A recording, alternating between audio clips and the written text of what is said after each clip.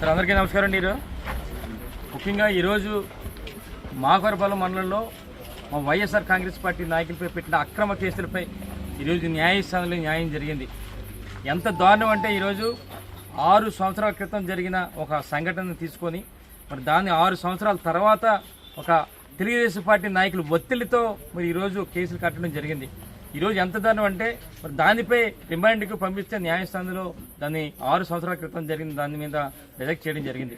అయితే ఒక్కటే చెప్తున్నా, ఈరోజు పోలీసు వారందరికీ కూడా తెలుసు ఇది తప్పుడు కేసు అని తెలుసు. అయినా సరే రాజకీయ నాయకుల ఒత్తిడితో, ఇక్కడ నర్సీపట్నం తెలుగుదేశం పార్టీ నాయకులు ఒత్తిడితో కట్టారే తప్ప కేవలం తెలిసి ఇది కేసు కూడా ఇది తప్పుడు కేసు అని చెప్పి వారు తెలిసినప్పుడు కూడా ఈ విధంగా చేస్తారు. ఒకటే పోలీస్ డిపార్ట్మెంట్ ఒకటే కోరుతున్నాను, మీకు ఈరోజు తెలుగుదేశం ప్రభుత్వం అధికారంలో ఉందని చెప్పి వాళ్ళు చెప్పిన పనులన్నీ చేస్తూ వాళ్ళు ఒత్తిడి మీదగా చేస్తే మాత్రం రేపు రాబోయే రోజుల్లో న్యాయస్థానం ద్వారా మేము పోరాటం చేస్తామని చెప్పి సందర్భం తెలియపరుస్తూ, అలాగే ముఖ్యంగా ఈరోజు నర్సీపట్నం నియోజకవర్గంలో వైఎస్ఆర్ పార్టీ నాయకులందరూ కూడా ఒకటి చెప్తున్నాం, మీరు ఎవరు భయపడకండి, తప్పుడు కేసులు పడ్డానికి అందరూ సిద్ధంగా ఉన్నారు. మరి ఒత్తిడి తీసుకొస్తున్నారు కనుక ఈ 10 నెలల్లో చాలా పడ్డాం. రేపు రాబోయే రోజుల్లో కూడా 4 సంవత్సరాలు కూడా చాలా చేయాల్సి వస్తుంది కనుక మనం చాలా ఫేస్ చేయాల్సి వస్తుంది కనుక దయచేసి ప్రతి ఒక్కరు కూడా మరి అందరూ ధైర్యంతో ఉండండి. మనకి న్యాయస్థానాలు ఉన్నాయి, న్యాయస్థానం ద్వారా చేసుకుంటాం. రేపు రాబోయే రోజుల్లో జగనన్న మనందరం కూడా ముఖ్యమంత్రి చేసుకుంటామని చెప్పి మీ ద్వారా తెలియపరుస్తూ నమస్కారాలు తెలుపుకుంటున్నాను.